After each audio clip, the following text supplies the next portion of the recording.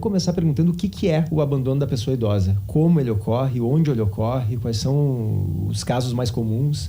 Certo. Na realidade, nós não temos um conceito definido na legislação e sequer nas decisões judiciais, tá?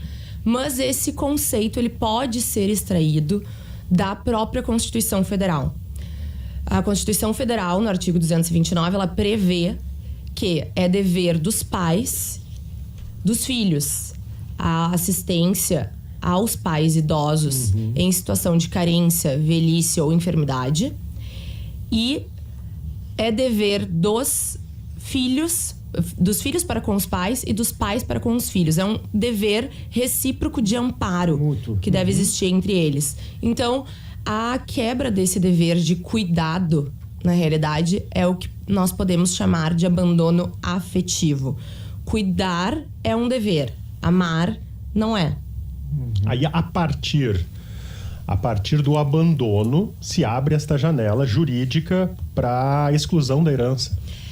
Na realidade, o que nós temos hoje, né? Nós temos um Código Civil na parte sucessória absolutamente engessado. O Código Civil de 1916, ele foi praticamente, vou falar aqui no estúdio, um Ctrl-C, Ctrl-V do Código Civil de 2002. Nós só tivemos uma pequena alteração, que foi a exclusão do artigo que previa a desonestidade da filha que vivia na casa paterna como uma das causas de deserdação. E a partir daí, hoje, a deserdação contempla hipóteses, por exemplo, ofensa física, por exemplo, acusação caluniosa em juízo, tão ou mais severas que o abandono afetivo. Mas esse artigo é tido como taxativo. A doutrina pouco explora esse instituto, tanto da deserdação quanto da indignidade, tá? Que são os institutos que permitiriam a exclusão da pessoa da herança. Ou seja, a pessoa idosa está absolutamente desprotegida no que toca à sua autonomia de deserdar um filho, neto ou bisneto que tenha praticado contra ela agressão. Sim, deixado de prestar esse dever de cuidado. Sim, e embora tu defendas, claro que isso deva ficar mais claro na legislação brasileira, existem instrumentos para que esse tipo de argumentação seja levado aos tribunais, né? E aí eu aproveito para te perguntar, quem é que toma essa iniciativa? O próprio idoso tem que tomar essa iniciativa de deserdar um filho. Não deve ser fácil para ele, por mais maltratado que ele estivesse sendo nos últimos tempos, né? Acredito. Esse é mais um problema. Porque ele tá tolhido, né? Normalmente ele tá... o que o abandono gera, né? E isso consta nas justificativas dos projetos de lei já existentes e que visam essa alteração legislativa, essa inclusão de um inciso específico nesse artigo tido como taxativo. Seria difícil porque justamente o abandono ele agrava quadros de depressão. Ele faz o idoso perder o interesse na vida. Muitas vezes esse idoso é isolado. Esse abandono ele ocorre nos seios dos próprios lares. Então, tudo isso fica invisibilizado. Mas, por exemplo, né? Desculpa interromper, mas a senhora falou que não, o conceito de abandono ele não existe, né? Um idoso que está num asilo, por exemplo, né? Ele é considerado abandonado ou não? Se os filhos não vão visitá-lo, por exemplo. Até essa construção é difícil para nós profissionais do direito.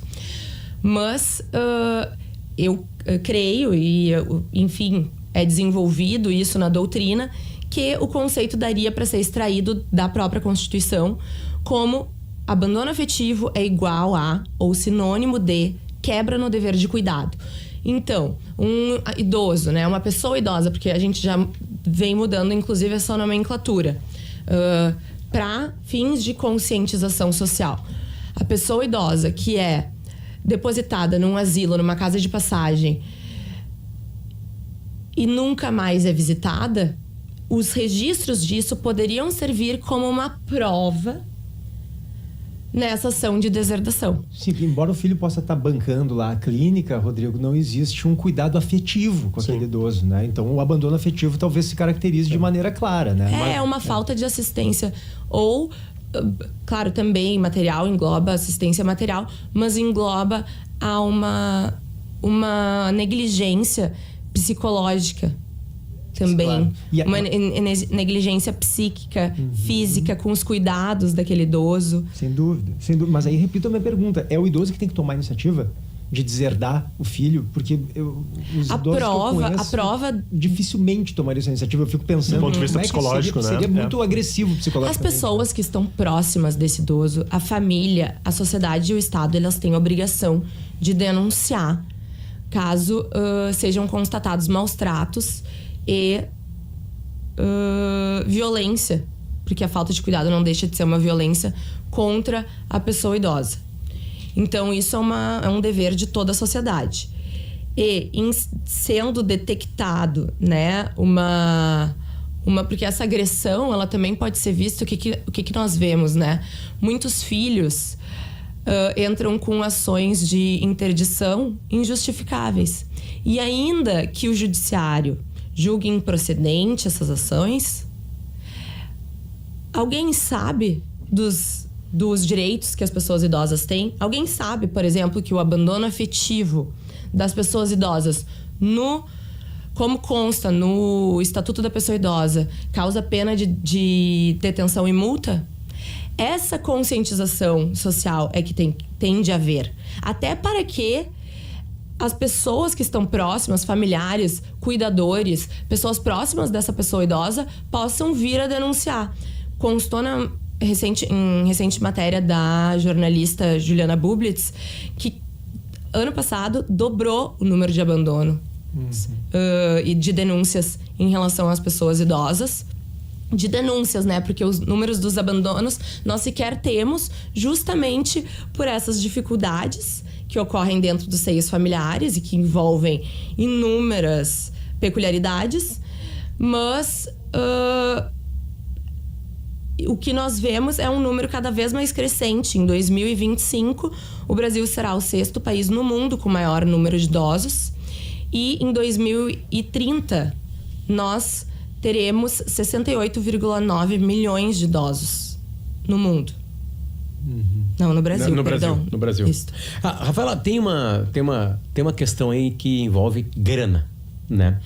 Enfim, o título do livro é Abandono Afetivo, né, da Pessoa Idosa e Exclusão da Herança. Sendo mais claro ainda, o filho, a filha que não deram bola pro pai e pra mãe, abandonaram ele lá num asilo ou não deram bola, e na hora que aconteceu a morte, tem uma terra, tem uns apartamentos, apareceram. É isso. Ou às vezes tem só um carro. Essa pessoa idosa, ela tem o direito de fazer o que ela quiser com os bens que ela adquiriu durante a vida. É disso que a gente tá falando. A gente tá falando de um terreninho ou de um terrenão.